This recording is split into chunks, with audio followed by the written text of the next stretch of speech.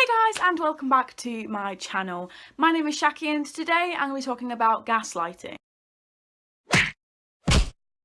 Since Valentine's Day is tomorrow when you're watching this, I decided to do something about gaslighting because Valentine's Day is all about relationships and gaslighting is more likely to happen in romantic relationships. I don't mean to spoil anyone's Valentine's Days, but if you're being gaslit, maybe reconsider spending so much money on a certain person this Valentine's Day because they aren't good for you. So in this video, I decided to talk about some ways that you could be potentially being gaslighted, the definitions, some behaviours to watch out for, and if gaslighters are doing it on purpose and if they're going to change. So for starters, we probably should define gaslighting. So gaslighting, according to Google, is the ways of manipulating someone by psychological means into doubting their own sanity. Psychology Today defines it as a tactic used by people or entities to gain more power through the victim questioning their own reality and themselves. Normally the process is done slowly and it is very effective done this way, and sometimes the victim doesn't even realise they're being gaslit because it's done so slowly and done so well. Over time, someone may start to second guess their opinions, their reality, themselves, their sanity, and start depending on their gaslighter. They may depend on this person who is gaslighting them for advice and anything in life that they think they aren't good enough for. This is how they are manipulated into thinking that they need the gaslighter for everything in their life when they actually would be better off without them. It's important to know that gaslighting can occur in all types of relationships, not just romantic ones. It can happen in friendships, family structures, and even at work. Some ways that you can recognise gaslighting and some techniques that gaslighters use are with the following. First of all, there's something called withholding. This is a process where the gaslighter pretends to not really understand or hear the person's concern. This can be proven to be very frustrating as they're constantly debating in their head whether it's just them or if it's actually a problem. This can obviously end up manipulating somebody because they never know if they're actually seeing a warped reality and need their gaslighter to kind of show them the true way. There's another process called countering, which includes questioning the target's memory. So maybe some events occurred and the gaslighter said some things or promised some things and they said, "You're not remembering it right, you never remember things right,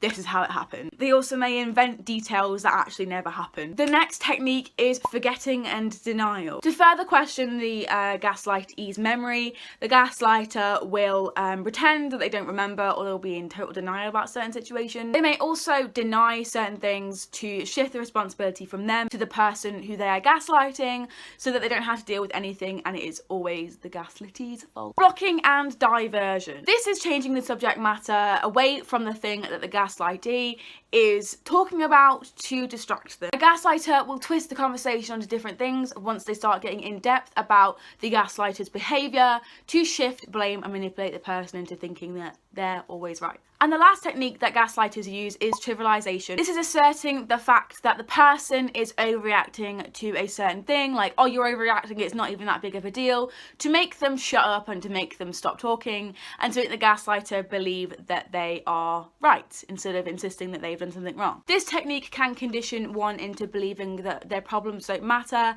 and they just overreact and they're a psycho because they actually care about things and they won't come to talk to anybody about their problems because the gaslighter said that they're overreacting. Although that most gaslighting does happen unintentionally, even if it's unintentional or intentional, the effects on the gaslightee are still the same. Gaslighting can also be part of something called the authoritarian personality, and if you study psychology at A-level, you'll know exactly what I'm talking about. Basically, the authoritarian personality is basically someone who respects authority and thinks in black or white thinking. Nothing is, fluid or flexible. It's either 100% right or 100% wrong. So they're not open-minded, they're very close-minded, and they are very traditional in their views. They don't like people coming at them and telling them that they're wrong. This will increase the likelihood that they will gaslight someone into thinking that they are 100% right or 100% wrong. Because they think in absolutes, it's mostly the fact that they, the gaslighter, are 100% right and the gaslightee are 100% wrong. Because you both can't be a little bit right or a little bit wrong, you both have to be arguing at different ends of the spectrum and different ends of the absolute. They also think that it's not their problem, it's everybody else's and shifts the blame, like, "Oh, it's not my fault,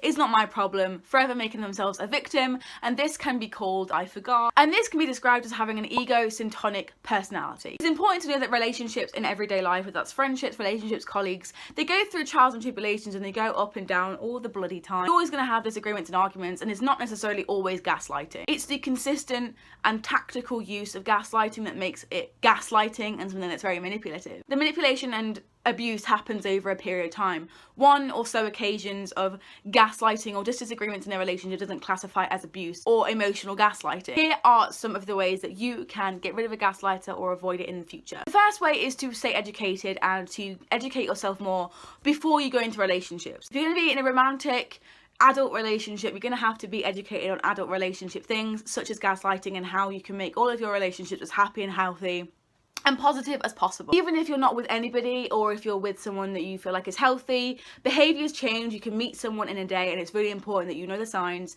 and that you know what to look for in case you're being abused. It's also easy to think gaslighters as evil or psychopaths or narcissists, but it's often because they have some complexity with their mental health or they feel intimidated in a relationship.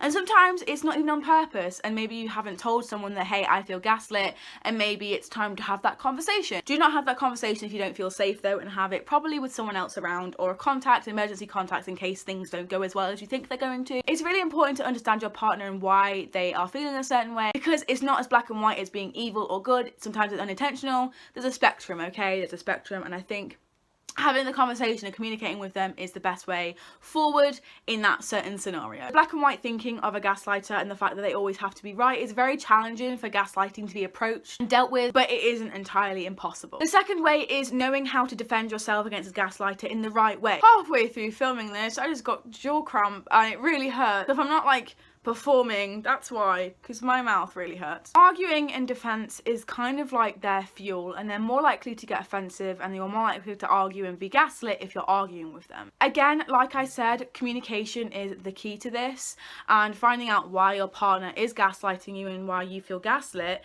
is something that needs to come from both of you. A lot of psychologists argue that arguing with a gaslighter is a losing battle or a losing strategy. They'll respond to you by saying you're hysterical, you're making things up, you're not remembering things right, your problems don't matter, they're in the right and you're in the wrong. Think of Miss Trunchbull from Matilda. The more you try and defend yourself, the more the gaslighter is going to gaslight. It kind of makes sense. Tell your gaslighter, whether that's a partner, a friend, or a colleague, that you hear them, but personally your experiences of the situation were slightly different. In addition to this, do not second guess yourself. Gaslighting works by wearing you down. So be aware of how these feelings are going to wear you down and make you feel. Stand up against them and do not second guess yourself. Asking third parties like other colleagues, other people in relationships and friends and family is a really good way of not second guessing yourself. People who are often gaslit don't actually realise that they're being gaslit, and the fact that their partner or colleague or family member is actually gaslighting them and emotionally abusing them. Getting a third party in really differentiates that wall between I know what's good for you and they are not good for you. This third party can also help you get out of really dangerous situations.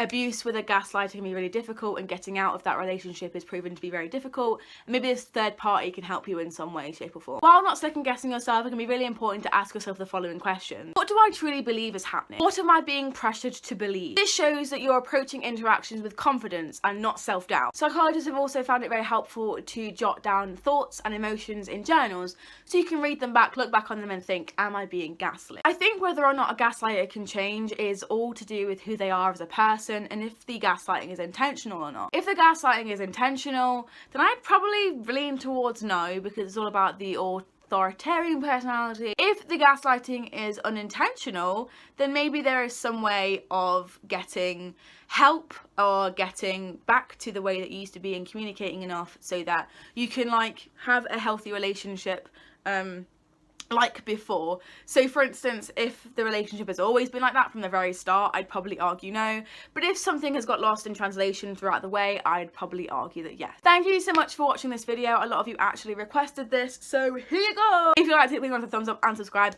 I make videos every single Monday and Wednesday on the channel. I also have a BookTube channel which I post every Tuesday, so go and subscribe down below. Thank you so much for watching, and I'll see you next week for another video. 1, 4, 3. Bye!